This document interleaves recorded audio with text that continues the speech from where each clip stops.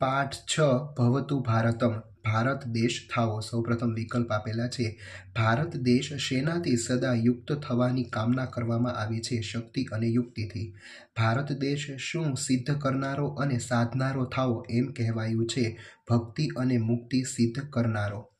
શક્તિ સંભૃતમ એટલે શું? શક્તિથી ભરપૂર। શસ્ત્ર શાસ્ત્ર ધારકમ એટલે શસ્ત્ર અને શાસ્ત્રમાં અધિકારવાળું। રીતિ સંસ્કૃતમ એટલે શું? સંસ્કારી જીવનશૈલી વાળું। ભારત દેશ શેના પ્રત્યે સદા નિષ્ઠાવાળો બને તેવી કામના કરવામાં આવી છે? કર્મ અને ધર્મને। ભવતુ શબ્દનો અર્થ થાવો થાય છે। કર્મનેષ્ઠિકમ ધર્મનેષ્ઠિકમ। ભારતમ ભારતમ ભવતુ ભારતમ। શસ્ત્રધારકમ શાસ્ત્રધારકમ। રીતિ સંસ્કૃતમ નીતિ સંસ્કૃતમ। ભક્તિ સાધકમ મુક્તિ સાધકમ। ચાલો એના પછી સાચા ખોટા આપેલા છે। ભારત દેશને પોતાની રક્ષા માટે અન્ય શક્તિશાળી દેશોની સહાયતા લેવી પડે છે। ખોટું। ભારત દેશ શસ્ત્ર અને શાસ્ત્રમાં અધિકારવાળો છે। સાચું। ભારત દેશમાં શસ્ત્રાસ્ત્રધારી વીરો અને કર્મયોગીઓ છે। આ પાઠમાં જવાબ આપેલો નથી, પણ આપણે કર્મયોગીઓ અને વીરો છે એટલા માટે સાચું। ભારતવાસીઓ કલ્યાણકારી સત્યરૂપ પરમાત્માને પ્રાપ્ત કરે છે। ખોટું। કર્મનિષ્ઠ અને ધર્મનિષ્ઠ વ્યક્તિઓની ભારતની શોભા છે। સાચું। ચાલો એના પછી પ્રશ્નના જવાબ સંસ્કૃતમાં લખવાના છે। ભારત દેશ કેન સંભૃત ભવતિ। ભારત દેશ શક્તિ યુક્તિ સંભૃત ભવતિ। ભારત દેશ કસ્ય ધારક ભવતિ। ભારત દેશ શસ્ત્ર શાસ્ત્ર ધારકમ ભવતુ। ભારત કેન સંસ્કૃતમ ભવતુ। ભારતમ રીતિ નીતિ સંસ્કૃતમ ભવતુ। ભારત કસ્મિન વિષये નૈષ્ઠિકમ ભવતુ। ભારત કર્મ ધર્મ વિષये નૈષ્ઠિકમ ભવતુ।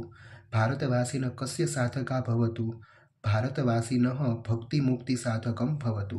ચાલો એના પછી શુદ્ધ ઉચ્ચારણપૂર્વક તમારે વાંચવાનું છે। શક્તિ સંભૃતમ, યુક્તિ સંભૃતમ, કર્મનૈષ્ઠિકમ, શસ્ત્રધારકમ અને શાસ્ત્રધારકમ।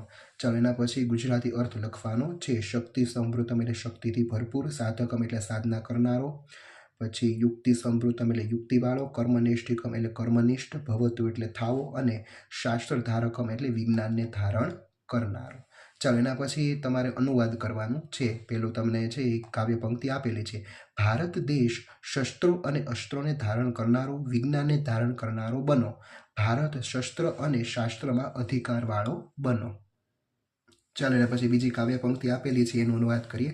ભારત દેશ શક્તિથી ભરપૂર, ભારત દેશ યુક્તિવાળો બનો। ભારત દેશ શક્તિ અને યુક્તિથી સંપન્ન બનો। ચાલો શ્લોકો પૂર્ણ કરવાના છે। શસ્ત્રધારકમ શાસ્ત્રધારકમ, શસ્ત્ર શાસ્ત્રધારકમ ભવતુ ભારતમ।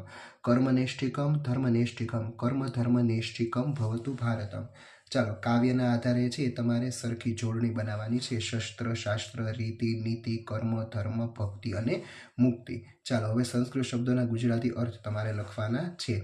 ઘટઃ એટલે ઘડો, તપ્તિકા એટલે તવી, રજ્જુ એટલે દોરડું, સૂત્રમ એટલે દોરો, ચષક એટલે પ્યાલો, ગરગરહ એટલે ગાગર, પછી પેશણી એટલે ઘંટી, શરાવહ એટલે શકોરું, અને મંજુષા એટલે પેટી।